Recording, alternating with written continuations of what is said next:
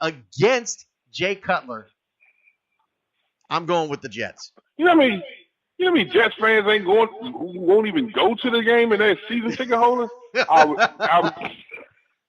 The Jets don't even root for the Jets. They just like to scream Jets. Bleacher Report has the Jets winning 20-19. They need to leave that stuff alone. That's when you go to Atlantic City or wherever you go to do your little fantasy league. You mess your whole schedule up. If the Jets beat them, I will sing Rick James on the show next Thursday. You pick a song and I will sing it. The Jets, if the Jets right here. beat the Dolphins, I will sing Superfruit or something verbatim right here on the show. That's nowhere in the world. The Jets, come on, Kay. And you going with them? Okay. I'm taking the Jets. Okay. New York straight Rick James karaoke, they win. We might be hearing some Rick James come next Thursday. New York Giants at the Philadelphia Eagles. That's a tough one. I really think Eli is at the end of his string with New York. It just doesn't look comfortable. I don't think he fits the system for what they have. All that money they spent on Beckham. I really like the upside for the Eagles.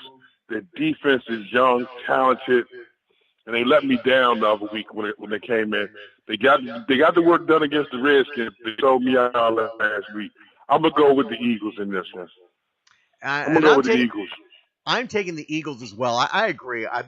Manning is not comfortable. They have absolutely no running game, which means they're having to rely completely on his arm. And Brandon Marshall, where is he? What happened to Brandon Marshall? He has just disappeared. Man. He needs to just retire if that's how his play is going to be, because he is a non-factor. I don't see Manning, Eli having any more success there in that system. I don't think he fits it. I think he's done. No. As a game managing quarterback, you need a running game to at least support the play action. They don't have a running game that anyone respects, similar to the Redskins as well, that makes everyone sit back and sit back in a pass defense and wait for you to throw you some cherries. The Giants and the Eagles are exploited. Yeah. New Orleans at Carolina. And they got LeGarrette Blount too. Yeah. New Orleans at Carolina. Wow. Would love to see Drew Brees and Adrian Peterson get a victory, but they won't get it up against. They won't get it against. That defense is playing pretty well. Carolina. I'll take 10 points. Yeah, I'm taking the Panthers. Bleachers got it 24-20. They're calling it a 4-point spread on that one. By the way, we go back to the New York Giants in Philadelphia. Bleachers got the Giants winning 20-17. By the way, they don't even believe it themselves. No. If Bleacher gives you any score under 10, it's because they're not really sure themselves. I have another sentence about the people that put it together, but I guarantee you that's the mindset.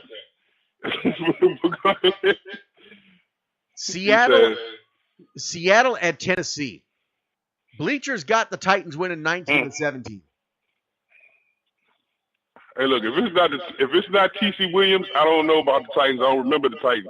I don't know who those guys is down there, like my man Mario, but Seattle all day. Wow. They probably wear lime green just to rub it in. Lime green just to rub it in.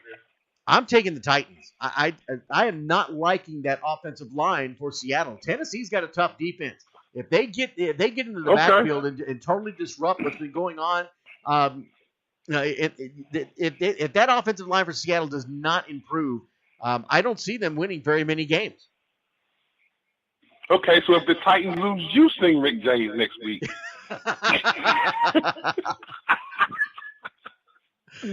Oh my goodness. He like, nah. Nah, I ain't doing no Rick James, dude. Come on. I see your Jericho wig and some activator. Yeah. No, ain't no sexual chocolate going on around here.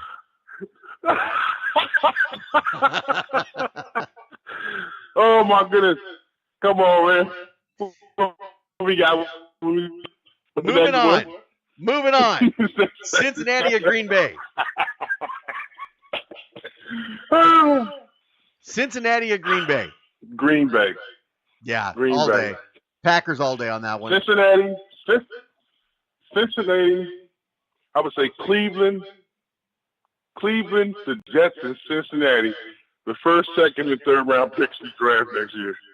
They already tucked it in. And here's the surprising thing. Bleacher has this game 24-21 for the Packers. And the game's in Green Bay. If Green Bay leaves their starters in beyond halftime and can't get this victory, I don't know what's wrong with them. Yeah. I don't know what's wrong with Cincinnati, but I can't even. I love that. This is difficult. Being an AFC North guy, I expect the other teams to play well historically, but when Cleveland is bad and Cincinnati is bad, it's real bad. It's really bad. But this one's going to be really big. Kansas City at the LA Chargers. Like the Chargers, but Kansas City gets the victory. Too much, too balanced. Kareem Hunt. And I mean, the Chargers, they just find a way to lose games.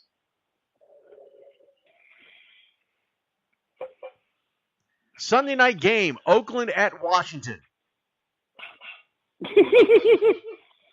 In Washington? Is that here? It's in Washington. It's in D.C. Is it FedEx Field?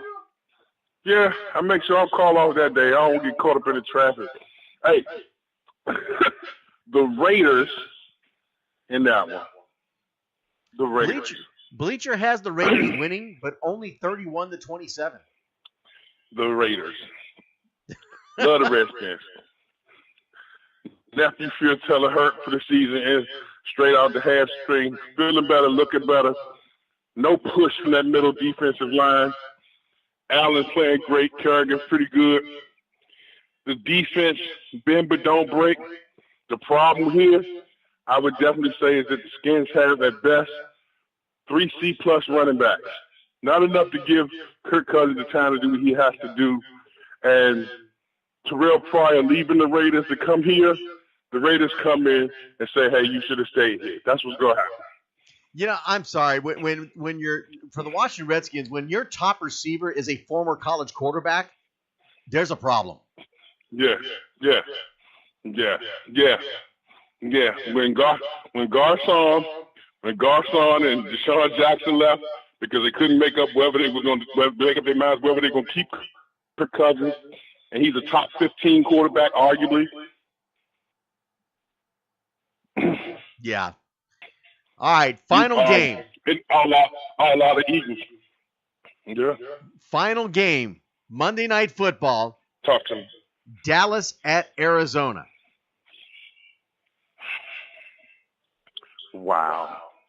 This is your show. You're going to get me in trouble. You're going to get me in trouble. Kenny going to get me in trouble. Boy, I got a lot of Dallas fans. Dallas fans. And before you pick, let me tell you, Bleacher Report's pick is Cowboys 27-24. Wow. Again,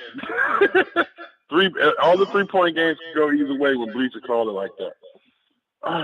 Depends on what Arizona team shows up. But on a Monday night, primetime TV, Cowboys. They got to show up. The chances Ezekiel Elliott run for 8 yards again, slim and none. I really would have to see that to believe it. Look, you know, I didn't subscribe to this before, but I have here this week. All of the off-field issues, the whole suspension stuff with Ezekiel Elliott, I didn't think was going to play into his play on how he performs. But the last two games, I mean, both games that he's played in now, I think it's been very obvious it is a bother.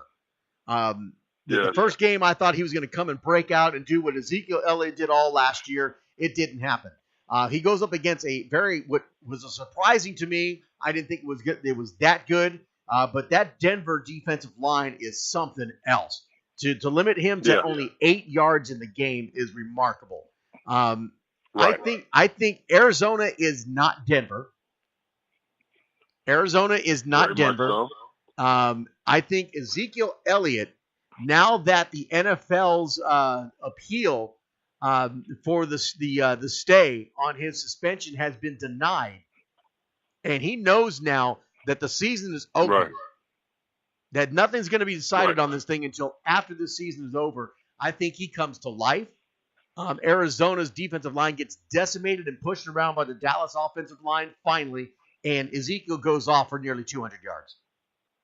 I think this is when it's time for him to establish that he is a perennial feature back in this league. A lot of the politics are over. He has no more distractions, and he can get back to being focused behind this line, which will give Dak Prescott the freedom to do what he needs to do. A lot of, like we talked about earlier, you cannot have a game-managing quarterback without a successful running game. Dallas has no excuse when you got Elliott and the big horses they got up front there in Dallas. I think Elliott will go for at least 125 modestly. If he doesn't get it against this team, there's going to be some trouble in the office. You still got some great backs there behind him, with Hillman and a couple other guys. But if Elliott has a night, trust me, on primetime TV, everybody in the world will be watching. The Cowboys take this one. Yeah, and on a side note on this, I know there was a lot of heat taken by Dak Prescott saying, no, he's not as great as everybody thought he was. Dak Prescott does what Dak Prescott does. The issue in that football game against Denver was Denver's defense was fantastic. It was absolutely fantastic. They shut the run down. They turned the Cowboys into a one-dimensional team. And that was very obvious. I don't care what quarterback you are in the NFL. When you're one-dimensional, look at Eli Manning. They're a one-dimensional team right now, and they can't do squat. Right. So right. It's very easy to step into quicksand.